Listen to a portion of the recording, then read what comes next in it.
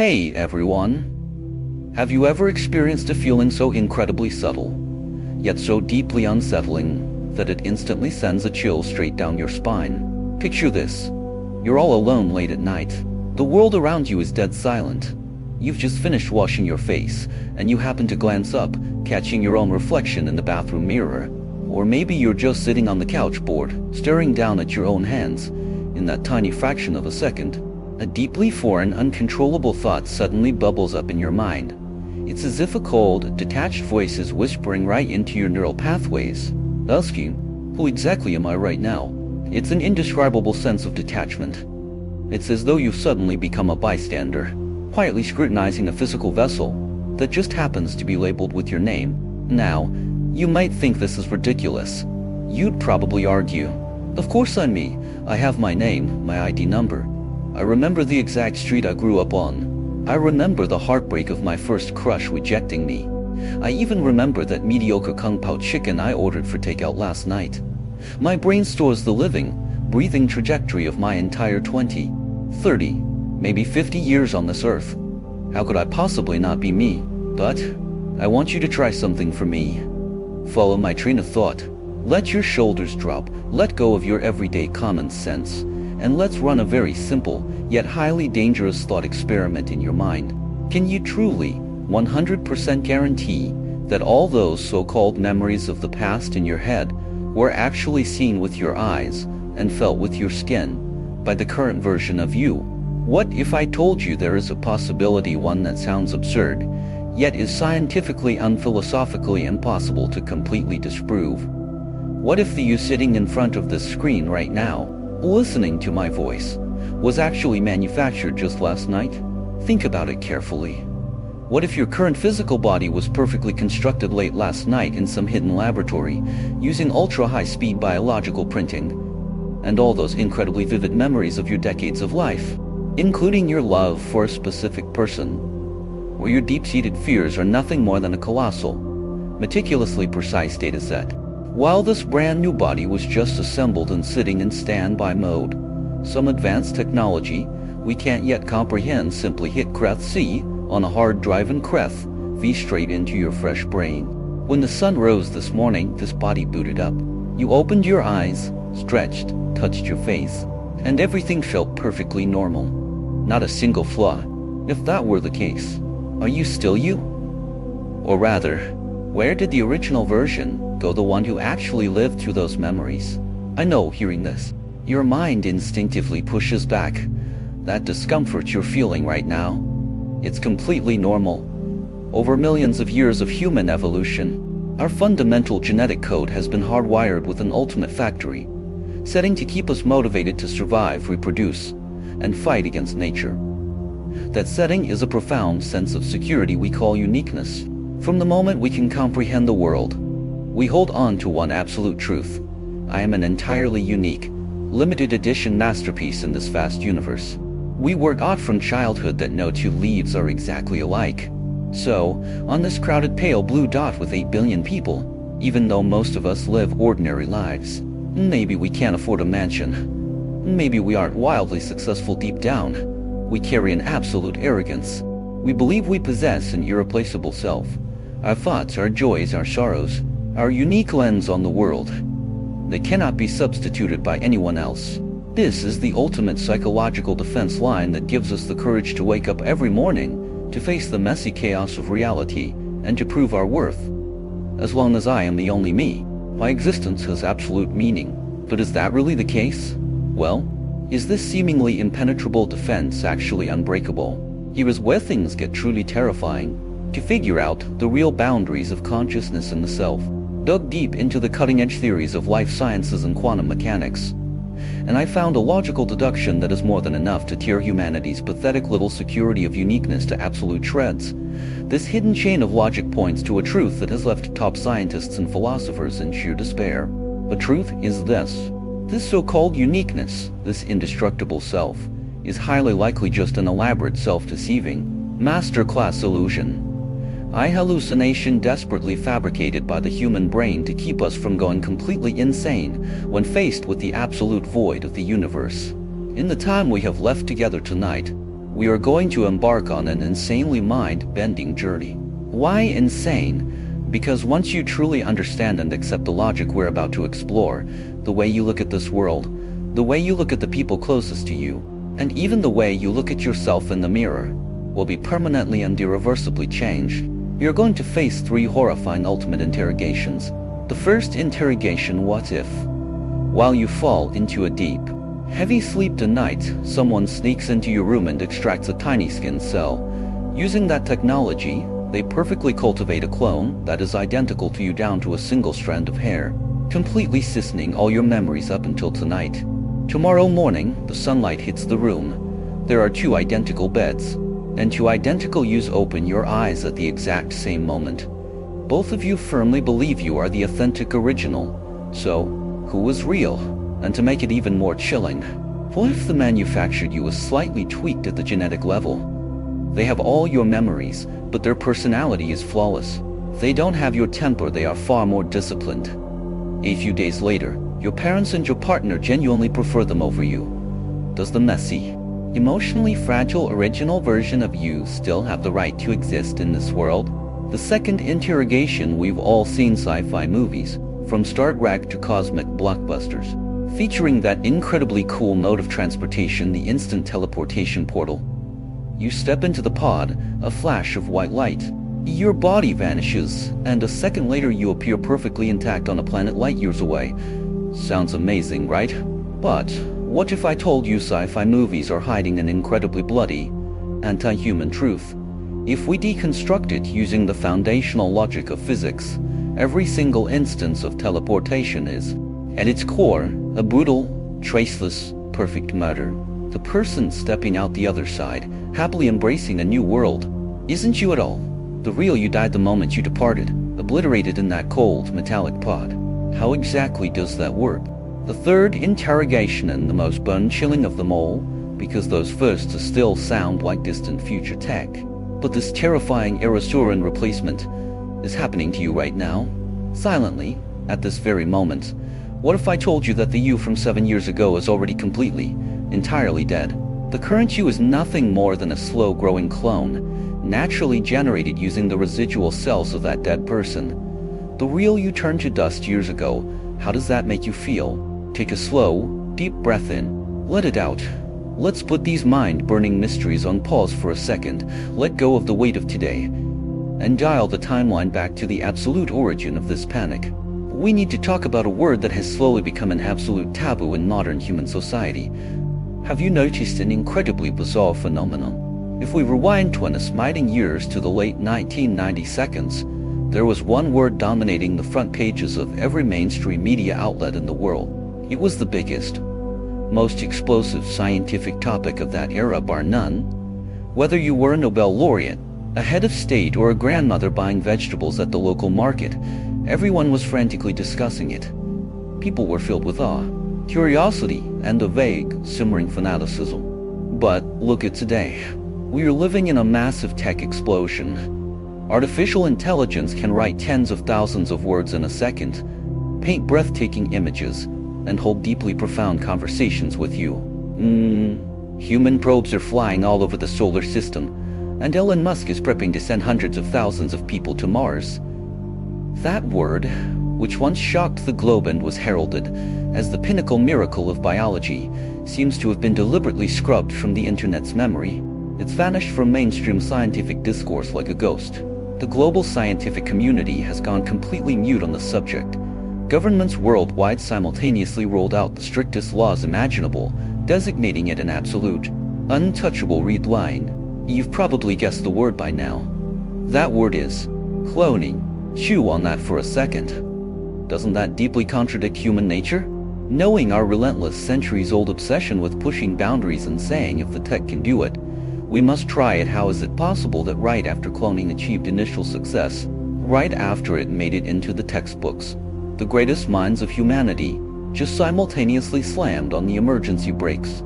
The official excuse given by the mainstream academic world is always exactly the same: ethics and morality. They tell the public that because human cloning would trigger massive ethical disasters, destroy family structures, and violate human decency, we absolutely cannot pursue it. Sounds perfectly reasonable and noble. doesn't it? But ask yourself honestly, do you really believe that the word ethics alone is enough to permanently lock down humanity's thirst for immortality, to curb the fanatic desire for infinite life replication? In the face of colossal commercial profit, national competition, and the ultimate lure of conquering death, since when have human ethics possessed such uniform, leak-proof deterrent power? Is it possible that the reason the scientific community suddenly, collectively halted all public research and discussion on human cloning at its absolute peak wasn't because of some abstract ethical concern? What if it was because, back then, in those highly classified, underground biological labs, the scientists conducting the first live cloning experiments looked through the glass and witnessed an anomaly so profoundly terrifying it nearly drove those atheistic, brilliant minds to the brink of a mental breakdown? This anomaly wasn't some horrifying genetic mutation or physical deformity. Quite the opposite. It was because the clone was too normal, too perfect. It was so perfect that the smartest brains in the world suddenly realized something: if this technology was allowed to advance without limits, the collapse of societal law and morality would be the least of our problems. What would truly be pulverized is the foundational cosmic logic that supports every single one of us. The very proof that we are alive, that we possess a soul and consciousness. In 1996, when Dolly the sheep, the first cloned mammal, stood under the laboratory lights and let out a seemingly ordinary BA, most of the world cheered it as a monumental victory for science. We thought humanity had finally stolen the power of creation from God, but a very small group of people who truly saw the essence of it stood outside that glass window, looked into Dolly's familiar yet devastatingly hollow eyes, and broke into a cold sweat, because they knew Pandora's box had been cracked open, leaving a gap that could never be sealed. And hiding in that bottomless abyss was an ultimate demon capable of plunging all of humanity into absolute, utter nihilism. You think that's the whole truth about cloning? Oh, the horror goes much deeper. To unravel the ultimate mystery of who am I, we first need to understand what those scientists secretly discovered during the cloning process. What exactly did they find? Let's bring our perspective back to reality for a moment and explain in plain English what cloning actually does at the biological baseline. When you're using a computer, what's your most used keyboard shortcut? Most of you would instantly say Ctrl+C and Ctrl+V, copy and paste. But, my friends, is the entire truth of cloning. In the billions of years of nature's long evolution, the rules of creating life have been incredibly strict and unique. Whether it's us humans, tigers running on the ground, or fish swimming in the water, creating a new life requires two parents. The father provides half the genetic code, the mother provides the other half. Then Mother Nature acts like a massive, highly randomized blender, throwing both halves in to be frantically shaken, shattered, and reassembled. The resulting child, you might have shadows of your parents, but on an absolute cosmic scale. You are a completely unique, newly compiled line of gibberish code.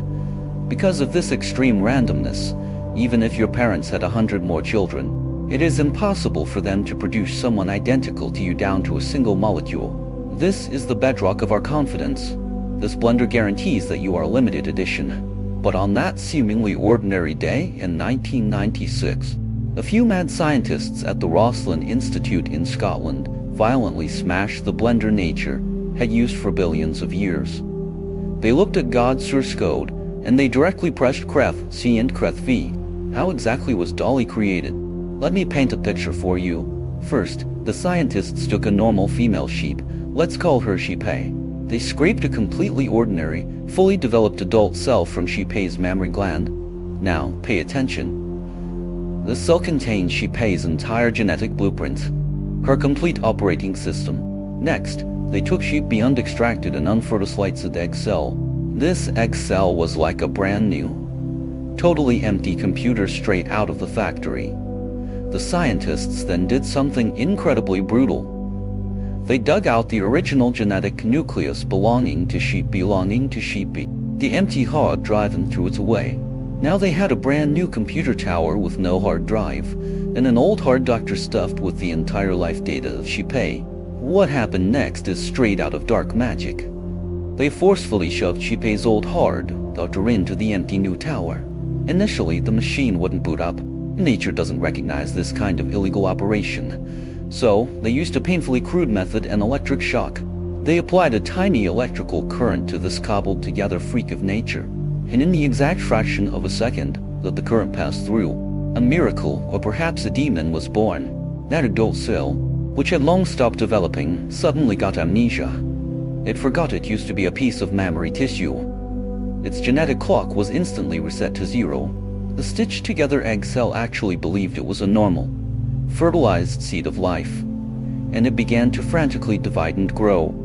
Finally, they placed this embryo into the womb of a surrogate sheep. See? A few months later, Dolly was born. From the exact second Dolly opened her eyes to look at the world, she became the most bizarre, reality-breaking entity in the history of the Earth, perhaps the universe. Why? Think about it. Dolly had no father. Inside her body was the 100% exact, untouched genetic code of Ship. From a physics and biology standpoint, Dolly was not a new life. Dolly was simply Ship's remastered version in this world. If Ship was still alive when Dolly was born, then there were two completely identical physical entities on this planet, precise down to the molecular level. Can you feel how spine-chilling that is? It's exactly like walking down the street tomorrow morning and bumping into someone who looks exactly like you. Every tiny scar near your eye, the exact placement of every mole, flawlessly identical. They aren't your twin, they are you. That was the indescribable shock that rippled through the scientific community when Dolly was born. It proved a terrifying truth. The sacred veil of life had been violently ripped away. Creating a perfect physical replica was no longer a myth. It had simply become a problem of technical engineering. Logically speaking, if the engineering bottleneck had been broken, human greed dictates that this should have opened a golden gateway to immortality and infinite power. Shouldn't the world's richest billionaires and power-hungry politicians be throwing endless piles of cash at scientists to rush this tech for human use? Who wouldn't want to cultivate a 20-year-old, physically peak clone of themselves in a lab, ready to swap organs or transfer consciousness when their original body starts failing? Yet, the reality took a deeply eerie turn. After Dolly, the global celebration lasted for only a fleeting moment. Then, as if a massive invisible switch had been pulled backstage, all discussions, experiments, and funding for human cloning came to a screeching, permanent halt worldwide. Nations moved with unprecedented speed and synchronization to pass the harshest anti-cloning laws, criminalizing any attempt to clone a human being. You might say, well, the official explanation makes sense, right? Dolly aged prematurely and had severe arthritis, proving the tech was immature and dangerous. Plus, the ethical nightmare is your clone your child? Or your sibling? It would cause chaos. That completely falls apart under scrutiny. When has humanity ever abandoned a technology offering such massive temptation just because it was immature or ethically controversial? Were nuclear weapons mature? Did they not have ethical controversies? We built them anyway, and we keep building them. Gene editing is surrounded by ethical firestorms, yet underground research thrives. Human cloning is the only area facing true, absolute dead silence. It's as if the people sitting at the very top of the pyramid, the ones holding the most classified scientific secrets, peered into the shadows during some late-night confidential meeting and saw an ultimate curse hidden behind cloning technology, a curse that terrified them to their core. So, what was it? Let's take one step forward and follow the thought process of those brilliant minds. Let's hypothesize that back then, an insane underground lab ignored all bans and successfully cultivated a human clone using a billionaire's somatic cells. At first, everything is perfect. The clone grows in the incubation pod. Its bones, its muscles, the neural networks in its brain. Every single detail is a 1-1 perfect replica of the billionaire's physical body. But as the clone's brain fully develops, a theoretically horrifying dead knot appears. We all know that what makes us human isn't just our physical body. It's because we have consciousness. We feel pain. We feel joy. We have that little voice constantly talking inside our heads ourselves. If we compare the human body to an incredibly precise supercomputer, then cloning technology only perfectly replicates the hardware, the motherboard, the graphics card, the monitor. They are exactly the same. But what about the player, the one sitting in front of the screen, hitting the keyboard, experiencing the game, feeling the world? Can the player be cloned? If the laws of the universe truly allow for the existence of a brain physically identical to yours at a 100% rate, something unbelievable happens. Think about it. When that clone leaves the pod and opens its eyes for the first time under the glaring fluorescent lights, what exactly wakes up inside that identical body? Scientists were left staring at two maddening possibilities. Possibility number one: because the clone's brain structure and neural connections are physically identical to yours, the two brains creatabas are resonance or entanglement at the quantum level, meaning the exact second the clone opens its eyes, your subjective first-person perspective, the use sitting comfortably on your couch, is suddenly ripped down the middle with a loud snap. You are now looking at the world through two sets of eyes at the exact same time. You feel yourself sinking into the soft cushions of your sofa, but simultaneously, you feel the blinding lights burning your retinas and the cold nutrient fluid dripping off your new body in the lab. Your consciousness becomes a violently split ghost, inhabiting two places, controlling two bodies. If this shared consciousness truly happened, the human brain would completely crash and go insane within seconds, unable to process the violently contradictory streams of information. Sounds like pure sci-fi, right? But believe it or not, this is theoretically the gentlest possibility, because there is a second possibility.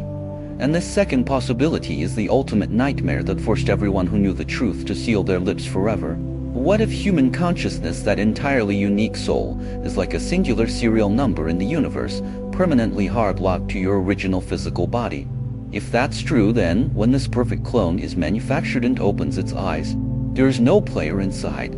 Do you see what I'm saying? It means the clone standing in front of you looks human. It might even accurately call out the name of your elementary school desk mate because your memories were uploaded. It gets hungry. It bleeds when cut. It will even smile at you and say, "I love you." But beneath all of that flawless camouflage, its interior is absolute darkness. In philosophy, there is a famous term for this: a philosophical zombie. It is merely a highly sophisticated meat machine mimicking human reactions. It has no subjective experience.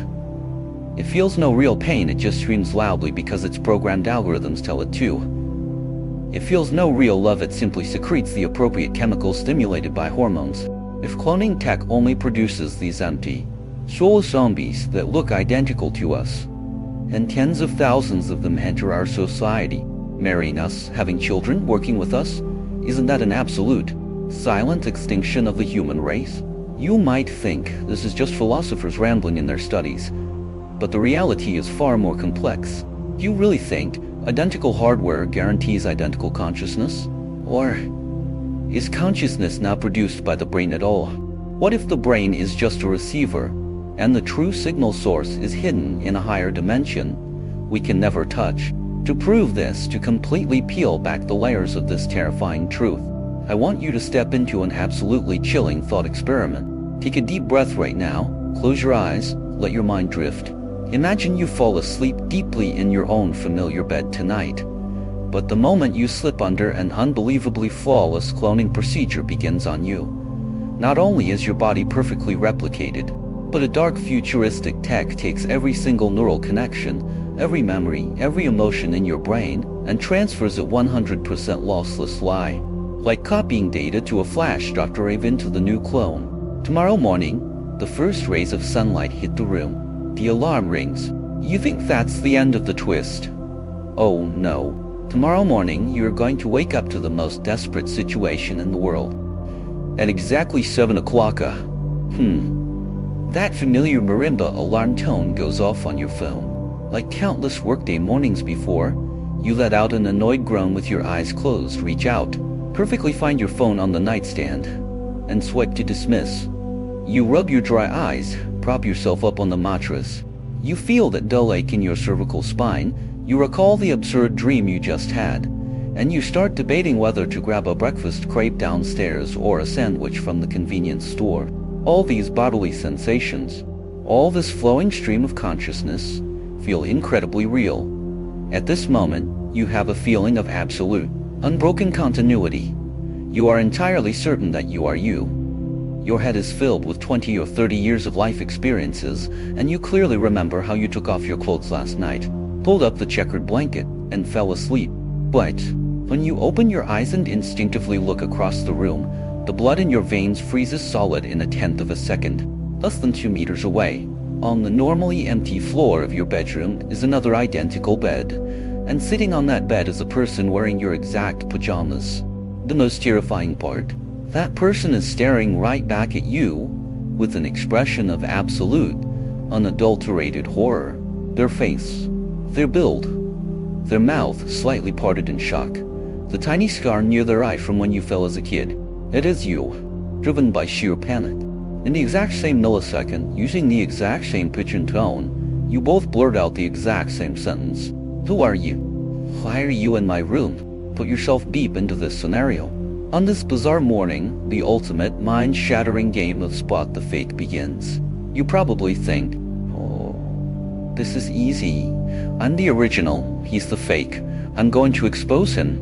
So, you start frantically throwing out absolute secrets that only you could know. You think looking like me is enough.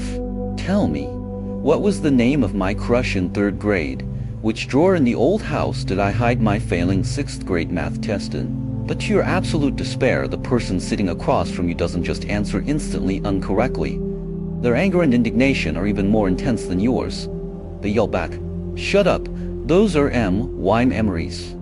Her name was name, and the test is at the bottom of the wardrobe in the rusty biscuit tin. What kind of monster are you, stealing my memories? Think about why this is happening. Because last night, they didn't just copy your body. They did something worse. They took your state of consciousness and memory network, and did a lossless creth C and creth V. Just like computer data. Let me use a very plain English analogy to explain this level of despair. Imagine you're playing a massive RPG game, like Cyberpunk or Zelda. You've spent 30 years and tens of thousands of hours grinding this character to the max level. You've fought countless brutal battles, your character is covered in scars, and your inventory is full of rare loot. This save file means everything to you. It holds 30 years of blood, sweat, and tears. Suddenly you buy a brand new console. You perfectly copy this 30-year legendary save file over to the new machine, and you boot both consoles up at the same time. Now tell me, does the game character standing on the screen of the new console believe they were just created? Absolutely not, the second they render on that new screen and open their eyes. Their brain is packed with the painful memories of 30 years of battles and the ecstasy of finding epic gear. From their subjective viewpoint, they genuinely, truly lived through those epic 30 years. They have absolutely zero awareness that they are just a string of code written into a new machine 5 minutes ago. Back to our thought experiment. You and the you in the matching pajamas are now trapped in an absolutely unsolvable paradox. From a god's eye view, a third-person perspective, yes. One of you is the original and one is the clone made last night. But humanity can only experience the world in the first person, as the you sitting on the bed right now, looking through your own eyes at the imposter. Your heart is full of grievance, terror, and a desperate will to survive. You are 100% sure you are real. But here comes the terrifying deduction. How can you prove that the you who is feeling wronged, frantically thinking of a plan, and looking out through these specific eyes, isn't the clone that was manufactured last night? You might argue impossible. I clearly remember everything before going to sleep last night. I even remember the exact temperature of the water I drank. And that is exactly what makes it so horrifying. If the current you is indeed the clone, then your memory of drinking water before bed wasn't experienced by you at all. It is simply a forged file forcibly shoved through a cold data cable into your newly formed brain just a few hours ago. You think you've lived for 30 years. But your life actually just started the moment the alarm went off this morning. All your past, all your loves and hates, are nothing more than an absurd boot-up animation. In this room, running DNA tests or using a polygraph means absolutely nothing. Physically and biologically, you are identical. Psychologically, the polygraph only detects lies. And the problem is, both of you are completely, sincerely telling the truth when you say you are the original. This is the unprovability of consciousness. Once memories can be perfectly copied, the strongest cognitive fortress of who am I disintegrates into dust in an instant. But that's not the part that breaks you. We are entering the cruelest half of this thought experiment. Just as the two of you are locked in a standoff, ready to physically fight for your identity. The bedroom door swings open. Several scientists in white coats walk in, holding a classified file. They look at the two of you with ice cold, emotionless expressions and denounce. Gentlemen, apologies for interrupting your morning. Last night's cloning and memory transfer experiment was a complete success. However, human society's legal systems, registration networks, and your own family structure can only accommodate one you. You cannot both walk out of this room, or the ethical order of society will collapse. Therefore, we are keeping one. The other must be immediately terminated. Hearing this, both of you gasp. An identity crisis just turned into an ultra-brutal, life-or-death battle royale. What do? You frantically try to prove you are the original. Destroy him. I'm the real one. You can't kill me. That's murder. The other guy is screaming the exact same thing. But the lead scientist shakes his head and interrupts you. He drops a truth bomb that throws one of you into a freezer of despair. Pointing at one of you, he says, actually, it's very easy to tell you apart. The original body, due to years of staying up late and overworking, has a tiny fatty liver tumor and cervical spine wear. When we grew the clone, we did some minor genetic and cellular optimizations. The clone's body is absolutely healthy and flawless. He pulls out a scanner. The beam sweeps over both of you, and the truth is laid bare. The you sitting on the left bed has the fatty tumor and the aching neck. The you sitting on the right is physically perfect. If, right at this moment, you realize you are the one on the left bed, the one with the aching neck, the undeniable original, do you let out a huge sigh of relief? Do you think you've won? Do you think science will predictably destroy the imposter and send you back to your family? You think that's the whole truth. The horror is just getting started.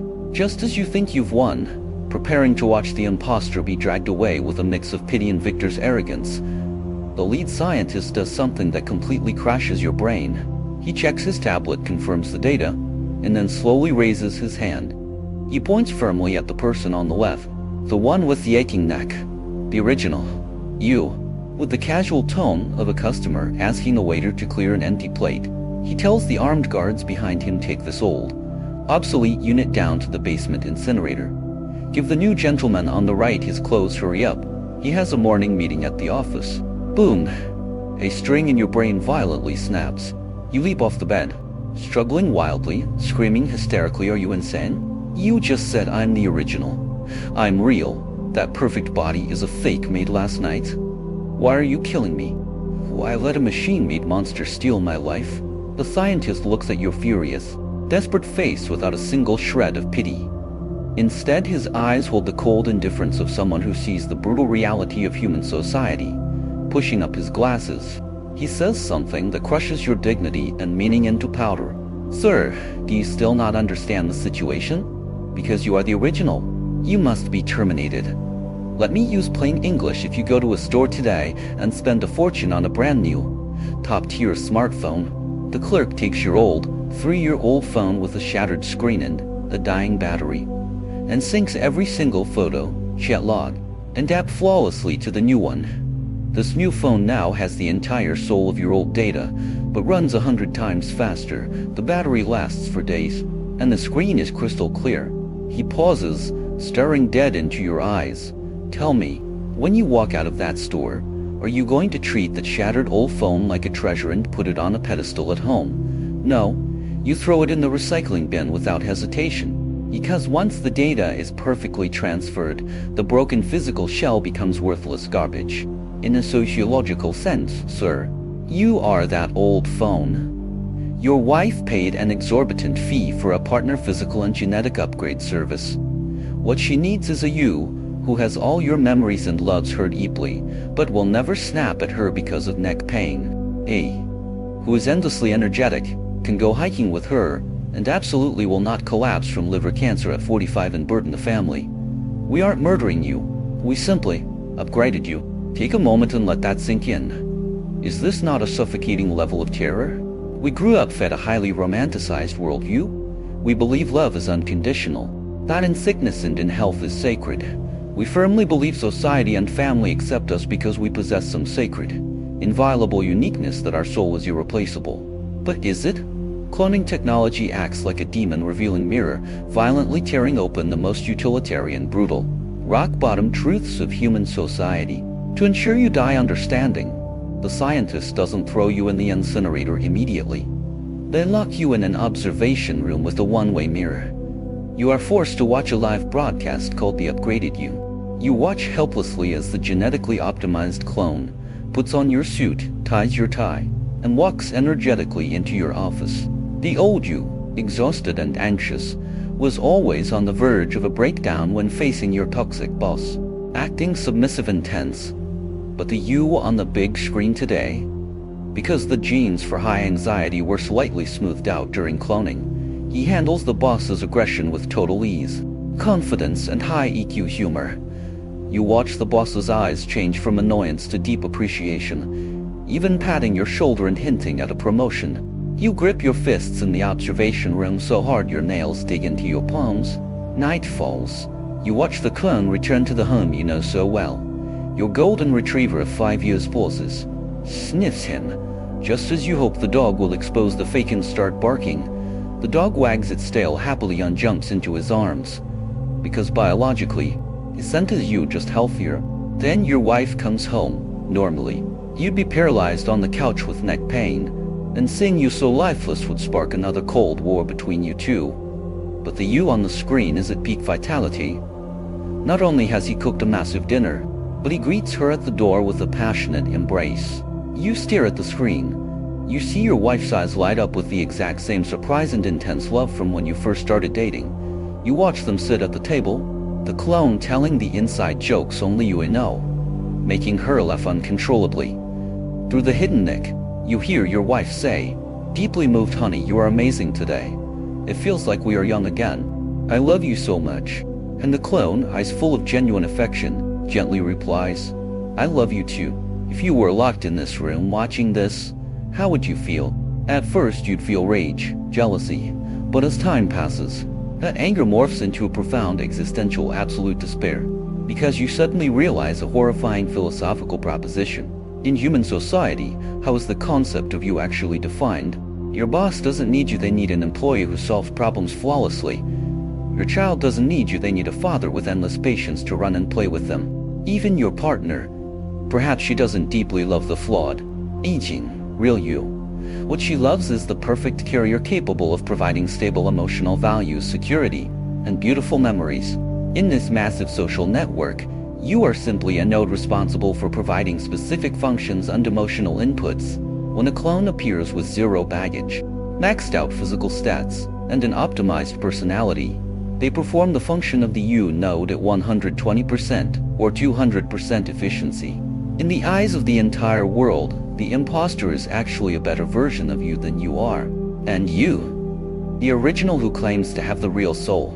In this perfectly operating system, you become a redundant defect, a virus ruining a beautiful life. Sociologically speaking, your existence has lost all legitimacy. People think objectification is an abstract word. This is ultimate objectification. All the human rights and ethics built over millennia are as fragile as wet tissue paper in the face of the absolute efficiency and perfect replacement brought by cloning. If this tech went mainstream, ordinary humans would no longer be irreplaceable lives, but biological consumables ready to be evaluated, discarded, and updated like software. You slump onto the cold floor of the observation room, staring at the laughter in your home. You finally accept your fate. You lower your head and tell the guards do it. They're right. They don't need me. The world doesn't need me. He is better than me. He can give them happiness. Let him live out my life for me. Carrying a tragic sense of self-sacrifice, you close your eyes, ready for death. You console yourself by thinking that at least your will and your love will perfectly continue in this world through the clone. You think that's the worst ending? You think that's rock bottom? Here comes the twist. Right at this tragic, almost cyberpunk war moment, we are going to violently tear away the illusion of warmth and look into an abyss far deeper and far more hair-raising. All of our deductions, your despair, your self-sacrifice, they are all built on one absolute premise. We assume the clone on the screen is a living human being. We assume that when he hugs your wife, he truly feels the warmth of love. We assume he tastes the delicious fruit. We assume a consciousness, say, self actually exists inside that body. But does it? We compared the human body to a supercomputer with copied data. Yes, he can execute the hug motion based on past memory data. He can output a joke from his humor algorithms. But does any of that actually require the participation of consciousness? If we use the strictest neuroscience and philosophical logic, we stumble upon a cosmic-level bug that is enough to drive every scientist insane. This bug has a terrifying name in contemporary neuroscience and top-tier philosophy.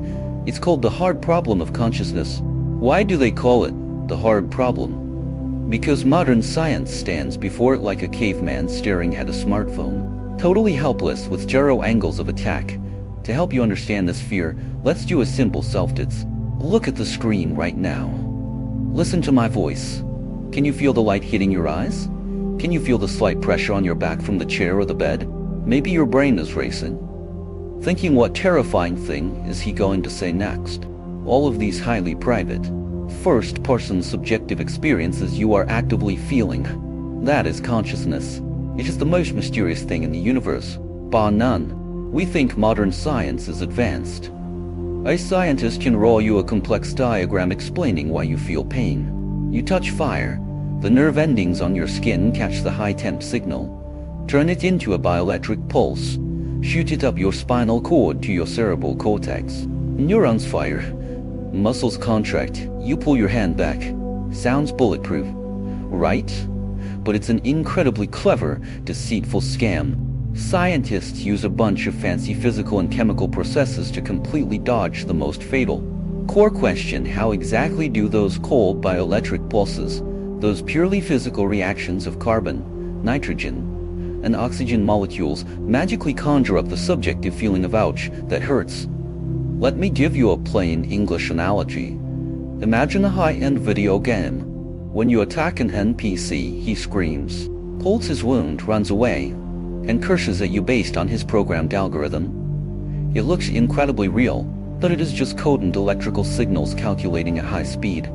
You would never, ever believe that the NPC actually feels a drop of real agony in his heart. He is just executing a code string, all display pain when attacked. Now, pull your vision back to that cold observation room. You are on the floor watching your clone hug your wife. Scientists can use cloning tech to assemble a fresh body like atomic Legos.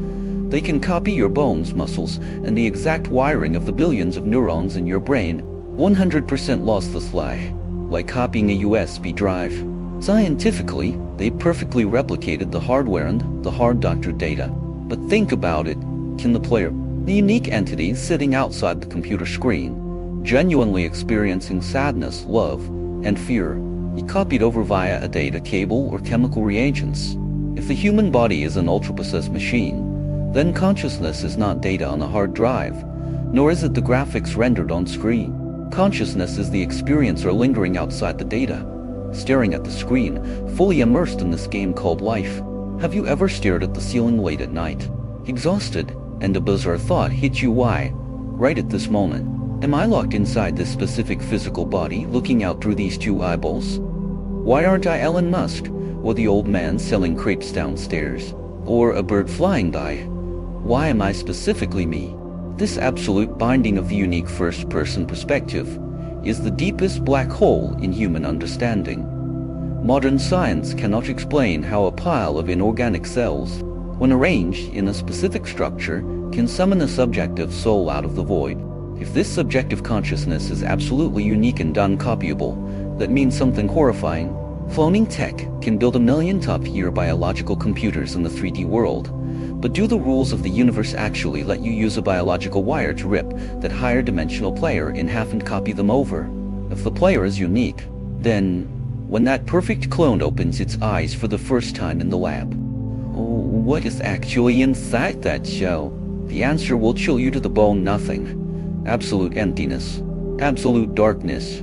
This means that when you watch the clone passionately hugging your wife on the screen, his brain was processing at max efficiency.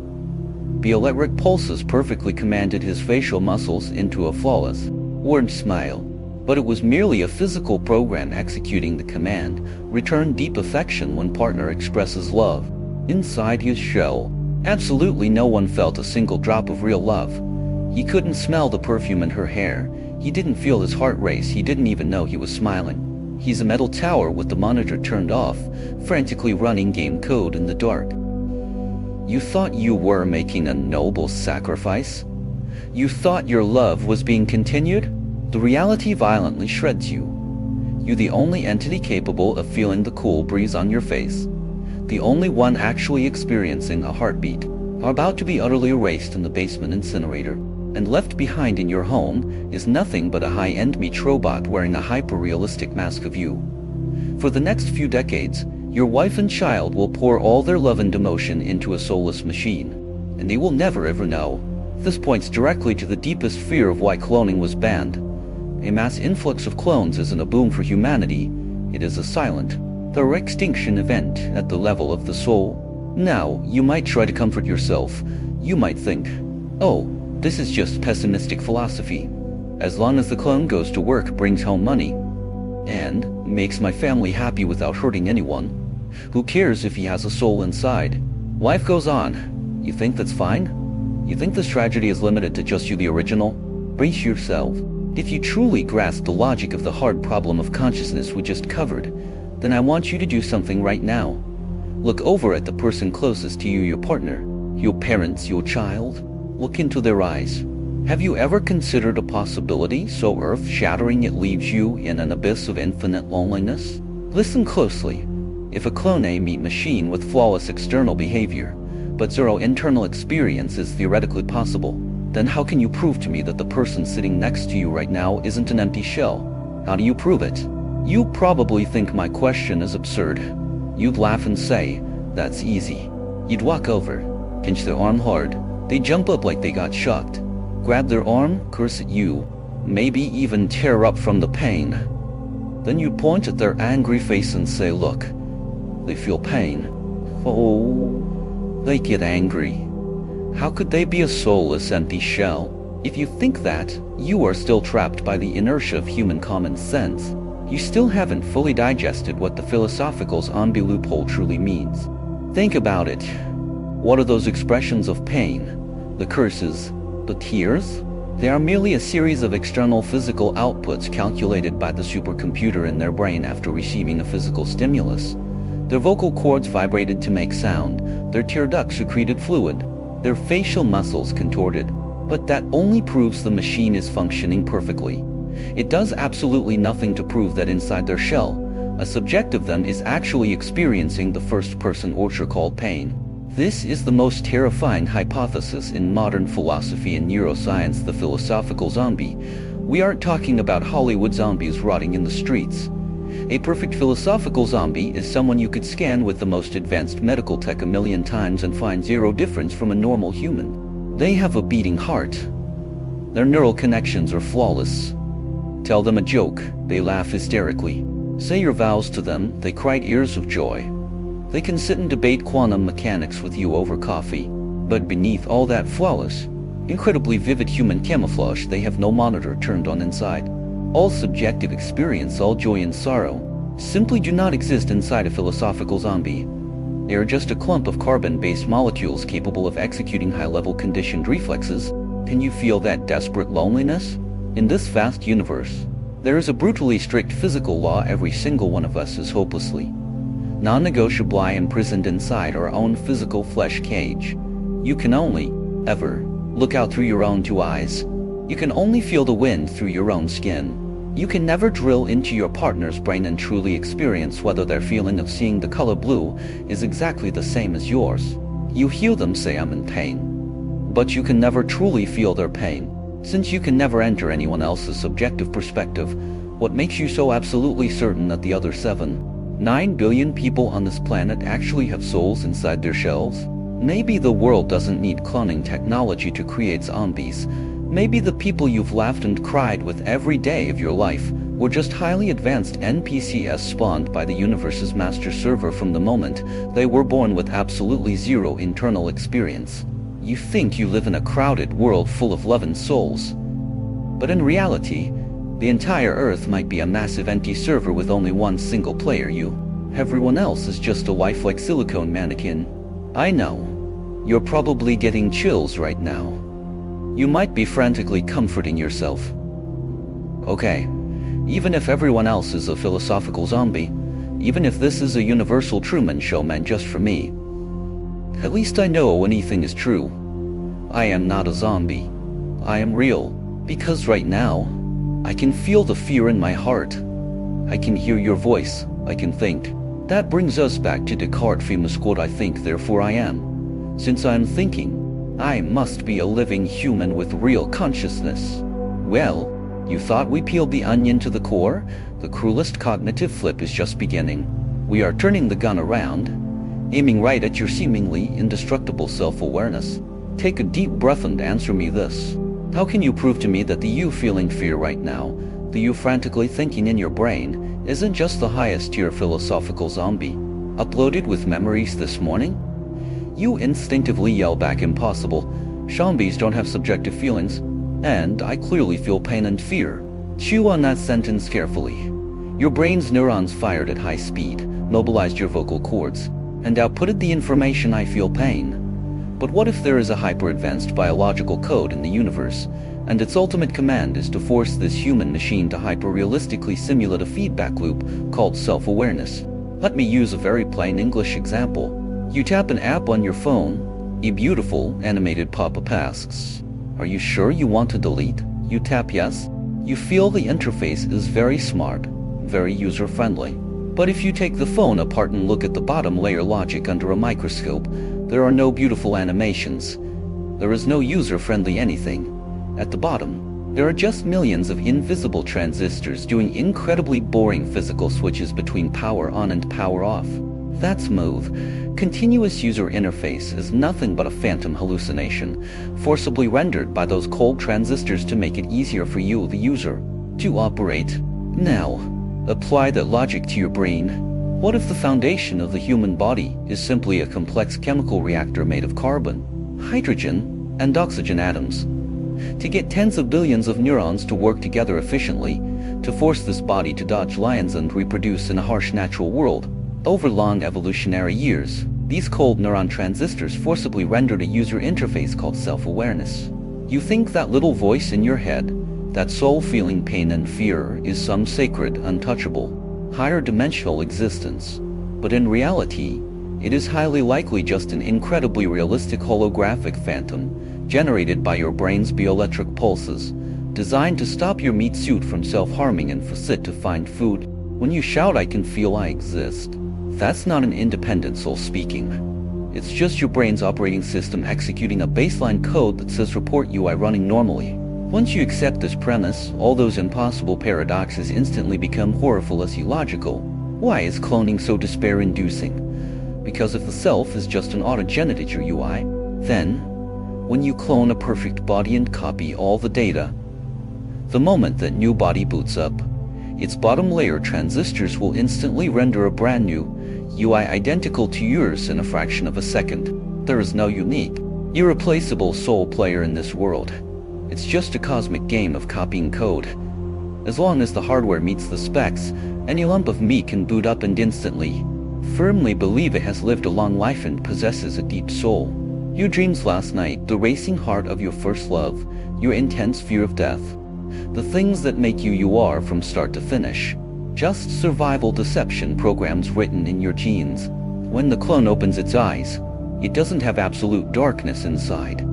It has an ultra-realistic self-illusion, exactly like yours. It will cry, it will laugh, and it will ruthlessly try to replace you to survive. You two are just like the phones running the exact same software, frantically trying to prove to the world that you are the original. But to the cold system administrator of the universe, you are both just virtual icons that can be long pressed and deleted at any time. You think that's the absolute bottom line of human comprehension? Oh, there is more. If you can accept that consciousness and soul are just a first-person UI-binding illusion produced by meat, then we are ready to face the deepest, bloodiest ultimate secret hidden in the physics and sci-fi world. Remember, the second massive suspense we buried at the start. The incredibly cool sci-fi instant teleportation. If we are all hard-locked into our current physical bodies and subjective viewpoints, then when you step into that teleportation portal, when the white light flashes and the machine starts sparsing your body down to the atom, what kind of apocalyptic disaster will your first-person perspective experience?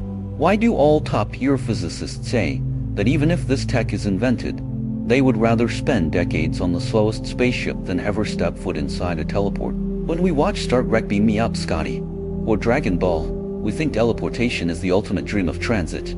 Imagine it, you finish your breakfast in Beijing, wipe your mouth, and step into a futuristic metal pod in your living room. You hit the destination but on New York, Manhattan. A flash of white light, and whoosh, you vanish. A fraction of a second later, you push open the pod door without a scratch, breathing in the morning air of New York, ready to start your day. No airports, no 10-hour economy class torture, not even motion sickness. Sounds like blood-pumping magic, right? But I need you to rip off the cool sci-fi special effects filter right now. We are going to use the cold, strict foundational logic of modern physics to completely dissect this teleportation portal. Let's see what kind of blood-drenched slaughterhouse machine is hiding inside that shiny metal pod. First, a basic physics question. When you teleport from Beijing to New York, what exactly is traversing the globe? Is your physical flesh flying over there? Of course not. That breaks the laws of physics. Moving any mass through space takes time, and the faster you go, the energy required explodes exponentially. If you want to throw a 150-pound human across the earth in an instant, the horrifying Jave Gross would instantly crush you into a bloody photograph thinner than paper. So, science's only logical explanation for teleportation is quantum teleportation, or in plain English, information transmission and reassembly. Think carefully about how this machine works. At its core, it is an ultra-high-end 3D biological fax machine. Let me give you an example. You have a highly classified paper document you need to send to a colleague in New York instantly. What do? You feed it into a fax machine. The scanner reads the paper, turning every word and punctuation mark into a digital signal. That signal travels at the speed of light through undersea cables to New York. The machine in New York grabs a brand new blank piece of A4 paper, uses brand new ink, and perfectly reprints your document. Pay attention to the core, fatal detail here. The document your colleague in New York holds has the exact same content, even the same ink smudges. But it is absolutely, categorically not the exact same physical piece of paper you had in your hand. The physical molecules making up that document were completely replaced. Now, swap that paper document with yourself. Apply this logic to the moment you step into the portal. The human body looks whole, but zoom in with a super microscope, and you'll see we are made of roughly 7 octillion tiny atoms pieced together like a giant Lego set. When the portal door closes in, the white light flashes. What happens? This super machine must precisely scan the exact arrangement of all 7 octillion atoms in your body. It has to record the position of every calcium atom in your bones, every chemical transmitter in the synapses of your retinas, even the minuscule bioelectric memory of I ate breakfast this morning in your brain. Then, it fires this unimaginably massive data packet at the speed of light to New York. In the receiving pod in New York, they already have a large vat of human raw materials ready, a pile of carbon dust, gallons of pure water, iron, calcium, etc. The Super 3D printer receives the data and immediately uses these brand new atoms to flawlessly reassemble you, matching the blueprint from Beijing perfectly. Sounds like a perfect solution, right? Data transfer, body rebuilt. You arrive to New York, but here comes the horrifying part. Hidden in this seemingly flawless physical process is a death trap that makes physicists' blood run cold. In the quantum mechanics world, if you want to perfectly scan and copy the entire state of a particle, you have to pay a catastrophic price. This price is governed by a ruthless, non-negotiable ironclad rule of physics. The no-cloning theorem and the famous Heisenberg uncertainty principle. Translated into plain English in the microscopic world, it is physically impossible to perfectly read all of an atom's information without destroying it. The very act of scanning to get the absolute precise state instantly shatters the atom's original structure. Meaning, to get the perfect blueprint of your 7 octillion atoms, the scanner in Beijing must use extreme, violent physical force to parse your body layer by layer. When the white light flashes for that tenth of a second, the portal isn't gently taking your picture. It is using horrificously high-energy lasers to completely vaporize and pulverize every single cell, blood vessel, and bone in your body down to the atomic level. This cross-world transit vehicle you stepped into is actually a fully automated live human meat grinder. It physically destroys you on the spot, extracts your soul data, and then 3D prints a flawless clone in New York using a fresh pile of carbohydrates. Can you grasp the despair of this? If you use this portal to commute to work every day, it means every morning you press that button, you suffer a gruesome perfect murder. The real you in Beijing is vaporized into nothingness in an instant, completely dead. And the you stepping out of the machine in New York minutes later is just a clone patched together from new atoms, born mere seconds ago. In this process, cloning and instant teleportation, to sci-fi concepts that seem entirely unrelated complete a terrifying closed loop. Teleportation is not movement, it is an assembly line process of remote cloning and local execution executed in a split second. You might argue, stop fear-mongering. If it's a murder machine, why would society allow it? Why has no one ever stepped out and reported they were killed? Everyone is living fine. And that is exactly the most cruel, perfect illusion in the laws of physics. Think back to the logic of memory uploading and philosophical zombies we covered earlier. When that freshly 3D printed clone in New York pushes open the pod door and breathes the air, their brain has been flawlessly injected with every single memory the original had up until a microsecond before death. From the clone's first-person perspective, their memory is completely continuous. They clearly remember eating breakfast in Beijing, walking into the pod, and hitting the button, then blink, and they are in New York. They walk out of the building excitedly, texting a friend, "Wow, the portal was so fast today. Didn't feel dizzy at all." They go to their meetings, fall in love, and live out a seemingly full life. No one in the world, including the clone themselves, will ever notice anything wrong. His wife thinks he's normal. His boss thinks he's normal, because he flawlessly hijacked the dead man's entire web of social connections. But behind this harmonious facade hides an utterly blood-soaked reality, the real you. The one who ate breakfast, the one with real pain and emotion, had their first-person subjective perspective plunged into eternal darkness the moment the white light flashed in Beijing. The real you has been reduced to ash. Still don't believe it? Let's push an extreme hypothetical. Imagine a tiny system bug happens in the Beijing pod. The scanner perfectly reads your data, sends it to New York, and the New York machine successfully prints you. But the physical destruction laser module suddenly loses power and fails to vaporize you. Click. The Beijing pod door opens. You walk out completely unharmed. You check yourself, realize you didn't go to New York, and you angrily march to the front desk to complain the machine is broken. But at that exact same moment, the pod door in New York opens too. Another you with all your memories walks out. Now, if you look at the security monitor and see that identical version of yourself on the other side of the planet, would you think he is you? Would you feel your consciousness transferred to him? Absolutely not. You would instantly, with absolute terror, realize he is a complete clone. Your subjective perspective is still firmly locked in your physical body in Beijing. You'd look at the screen like looking at a monster stealing your life. You'd scream "Killin'," and the real one. It's a clone. See it now? The true nature of this machine is a pure clone factory. The only reason it can masquerade as a transportation device without causing global ethical panic is because it brilliantly, coldly executes a supplementary step. It precisely murders the original. It forces a flawless murder, leaving no corpse. You forcefully stitch up the ethical paradox of cloning. As long as the original dies fast enough, the clone can righteously take over their life. This is the ultimate, terrifying truth about teleportation that sci-fi movies never dare to tell you. This isn't just a physics problem, it's a philosophical death sentence. If teleportation portals exist, then humanity is engaging in a massive, collective daily suicide and cloning event. This seemingly prosperous future world wouldn't contain a single original living human. The streets would be filled with silicone replacements, constantly refreshed, constantly replacing each other, inheriting the memories of the dead every single day. You think we are just talking about sci-fi? You think if you just refuse to use the portal and take airplanes your whole life, you can protect your sacred original soul? Here comes the final blow. We are finally touching the most thrilling, closest to home cognitive flip of all. If you understood the portal's destroy and rebuild murder logic and it sent shivers down your spine, look down at your own hands right now.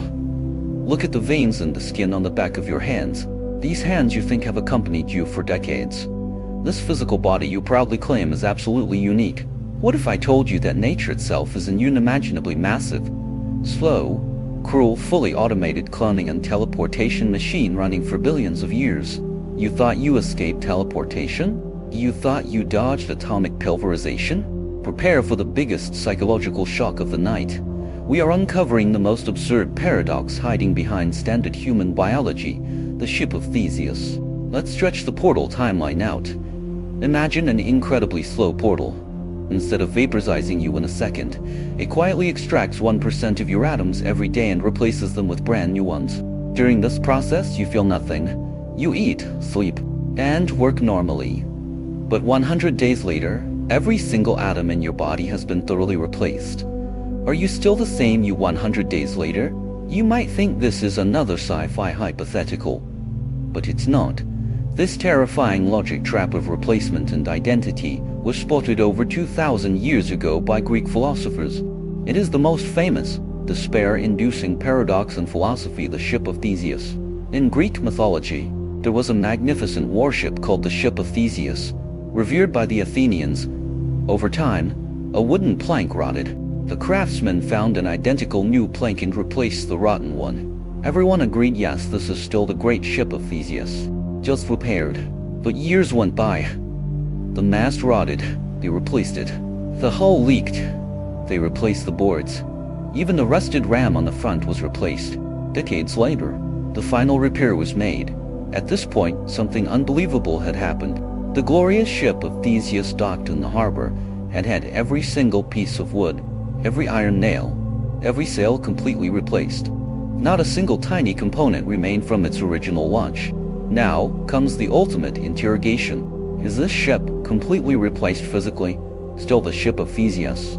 If you say yes, because its shape, name, and the memory of it haven't changed. Here comes the terrifying second twist. Suppose a sneaky antique dealer quietly followed the craftsmen around. Every time they tossed an old, rotting plank, he took it home. Decades later, he gathered all the original rotten wooden rusted nails, and in his backyard he reassembled an old, battered ship, made 100% from the absolute original materials. Take a deep breath. One ship is in the harbor, glorious, worshipped by all, but possessing zero original materials. The new ship. The other is hidden in a backyard, broken down, but made 100% of the original matter. The old ship. Which one is the true Ship of Theseus? If you were the judge who gets the certificate of authenticity. This isn't just a logic knot, it is a razor-sharp scalpel ruthlessly slicing open the absurdity of human cognition. We believe things have an unbreakable essence. But once physical matter begins to be replaced, that essence slips through our fingers like sand. You think I spent all this time talking about a 2,000-year-old broken boat to give you a philosophy lesson? No, because this absolute, total full-body replacement is happening to you right now, in an incredibly slow but absolutely cold-blooded manner. Look down at your body. You think it's a solid fortress. You think this flesh that grew with you is your permanent original hardware. But the brutal truth of modern biology is you are not a static solid object. You are a constantly flowing river.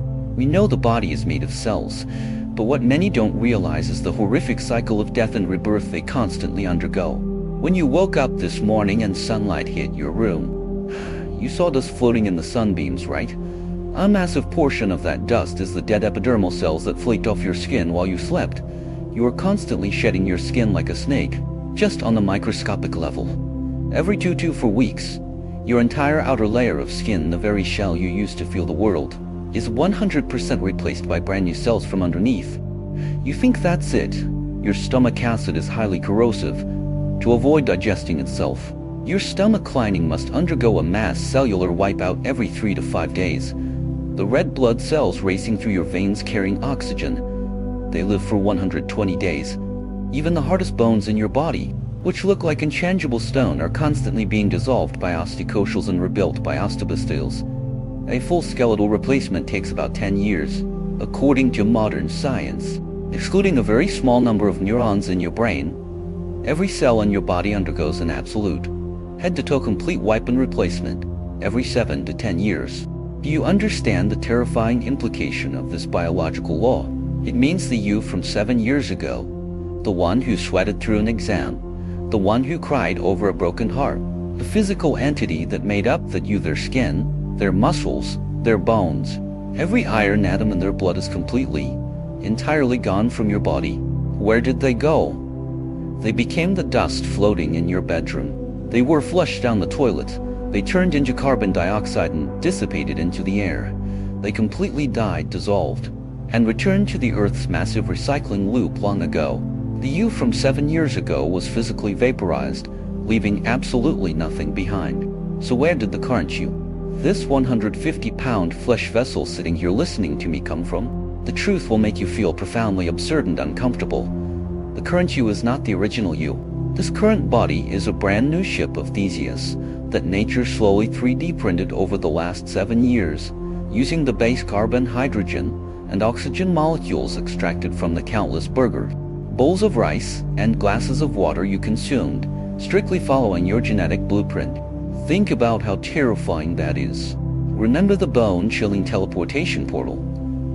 It vaporized your original body in a split second and rebuilt you with new atoms, and we called it perfect murder and cloning. But what nature's metabolic system is doing to your body? Is there a single shred of difference in physical essence compared to that portal? Absolutely none. The only difference is time. The portal takes a second, nature takes 7 years. This leads to a soul-crushing ultimate deduction. The current you is not the you from 7 years ago. You are nothing but an updated clone manufactured by nature's automated cloning machine out of food scraps.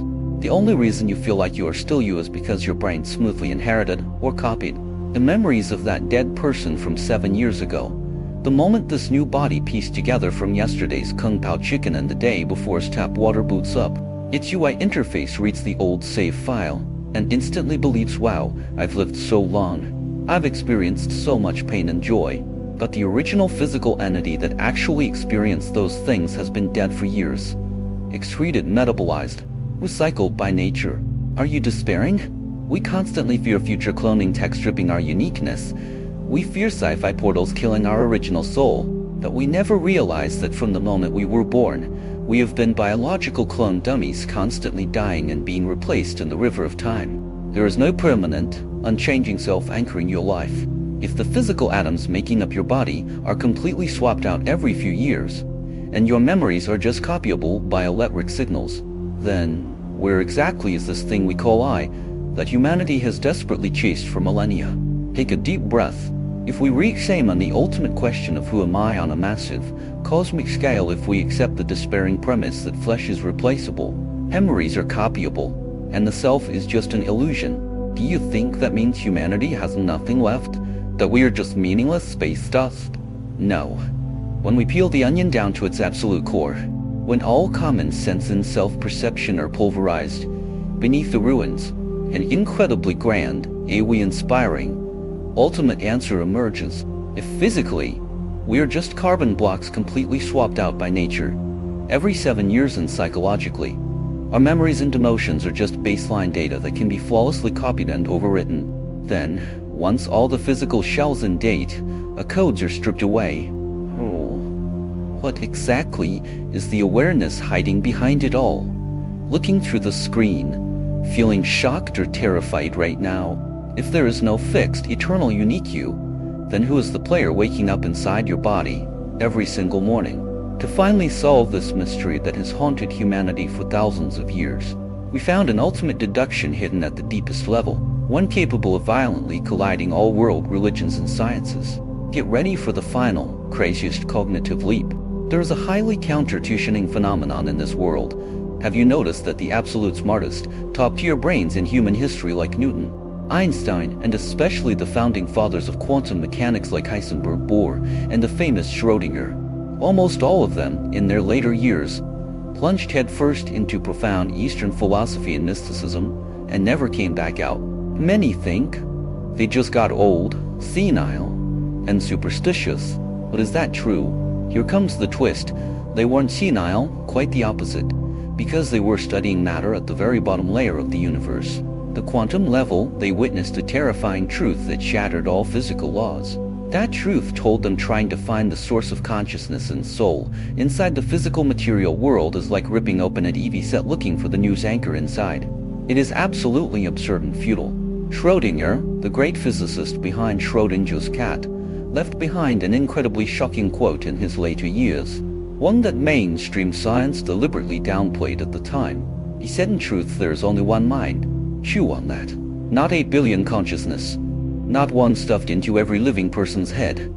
But one single consciousness in the entire universe. What does this mean?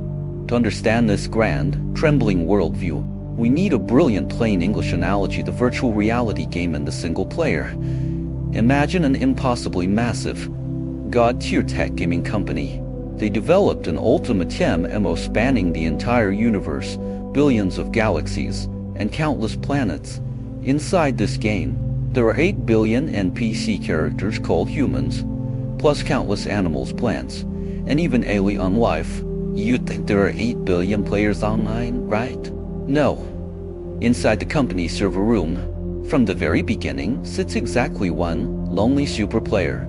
This super player puts on a highly specialized VR headset capable of infinite division. The moment he puts it on, the subjective consciousness is instantly sliced into countless tiny fragments, logging simultaneously into all 8 billion characters in the game. When you woke up this morning, you thought you woke up, but in reality, it is that single super player using the VR rig called your body, experiencing decades of life, aging, sickness, and death through one specific slice of a god's eye view.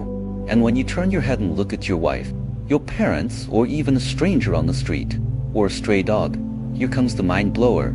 You think they are independent souls completely separate from you? Absolutely not. Inside their physical shell, the awareness looking back at you through their eyes is 100% the exact same entity inside you. It is the single super player using his left hand to control you, and his right hand to control your wife, making the two of you meet, fall in love, and even fight within the game. And you grasp the massive shock of this cognitive flip. This perfectly solves every single dead, not in paradox we left behind tonight. Why were scientists so terrified of cloning? Because they were thinking with humanity's narrow, independent soul mindset. They thought souls were like apples. If you take one, someone else loses one. They feared creating a soulless philosophical zombie. But if Schrödinger is right, if the universe is a single ocean of consciousness, then cloning isn't creating a new soul, and it can't create a philosophical zombie. Cloning a perfect body is essentially digging a brand new hole in the universe's ocean of consciousness. Once that body takes shape, once that new VR rig boots up and gets power, the singular consciousness of the universe naturally pours into it. That clone won't just have your copied memories, he will possess a completely real, identical source subjective experience, because the moment he opens his eyes, the entity logging into that new body isn't some wandering ghosted, is the one and only super player in the universe. This also completely solves the teleportation portal's murder paradox. We said the portal kills you locally and rebuilds you remotely, so it's murder. But from the grand perspective of one universal consciousness, it isn't murder at all. It is merely the super player instantly turning off the VR rig in Beijing, using massive data to assemble an identical rig in New York, and logging right back in. For the single player, the game experience is perfectly continuous. Nothing is lost. Under this ultimate, overarching perspective, all the sorrows and joys, all the wars and slaughter, all the love and hate of human history, over millennia, instantly transform into an incredibly lonely, yet brilliantly dazzling cosmic woman show. Think about it carefully. If every single life in this world, whether it's your worst enemy, or the person you love most, is internally, then, every time you scream at someone on the street, you are comically spitting at yourself in a mirror. Every time you hurt someone out of selfishness, thinking you gained an advantage. On a higher dimension, you are just taking a knife in your right hand and viciously stabbing your left hand. Every ounce of pain you inflict on this world is ultimately, flawlessly endured by the one and only you. The reverse is also true. Every time you give yourself completely to love someone, to embrace someone, you think you are giving, but actually, the universe is experiencing the ultimate romance of loving oneself. What we call romantic love, familial love, and friendship is just a warm, exquisite game designed by that lonely super consciousness playing against itself, to keep from going mad in the eternal void. In this boundless universe, there is no one else. From ancient times to the end of the heat death, you are the only one here. You are the gladiator bleeding in the Colosseum of ancient Rome, and you are the aristocrat cheering in the stands. You are Giordano Bruno burning at the stake, and you are the executioner lighting the torch. You are the shivering cavemen tens of thousands of years ago, and you are the modern human sitting here right now, holding the phone, listening to this voice, feeling waves of tremors and ethereal emptiness. You have experienced every evil, and you have suffered every pain. You have created every greatness, and you have witnessed every destruction. You are not an insignificant speck of dust in the vast universe. You are the entire universe itself, wearing a mask, looking through billions of different eyes, pretending to be human. As we peel back the suspense of cloning, the terror of teleportation, and the despair of memory replacement layer by layer, we discover that the end of technology isn't cold data and hopeless meat machines. The end of technology uses brutal physical and biological laws to violently slap humanity awake from our fake, arrogant independent self-illusion, forcing us to face the grandest, ultimate cosmic source. So, back to the soul-searching question that started this whole series. If you were perfectly cloned tonight, or if you stepped into an atom-pulverizing teleportation portal, who was the real you? The answer is now crystal clear. The real you is not the carbon-based meat that will age and die. It is not the brainwave memories that can be overwritten and modified at will. The real you is that eternal, unerasable cosmic level awareness that is always flawlessly online when the clone opens its eyes, when the portal flashes white, when a newborn lets out its first cry. As long as this universe exists, as long as one pair of eyes is looking up at the stars, as long as one heart is beating, you will never truly die. This is the deepest, most terrifying ultimate truth about cloning tech, the essence of consciousness, and every single one of us. That wraps up our story for today. It has been an intensely brain-burning journey of cognitive disruption. Thank you for your incredible patience, following my logic all the way to the end. Tonight, when you finish washing up, turn off the lights, and lie down in your familiar bed. Please close your eyes in those final few seconds before you fall into a deep sleep and your consciousness cuts its connection to this physical body. Carefully feel the endless darkness around you, because in that moment of absolute silence, maybe you will suddenly realize tomorrow morning, when the sunlight hits the room, the player who wakes up inside your body reloads all the memories and stretches to start a new day. Is it really the same one who closed their eyes tonight? Sweet dreams, everyone.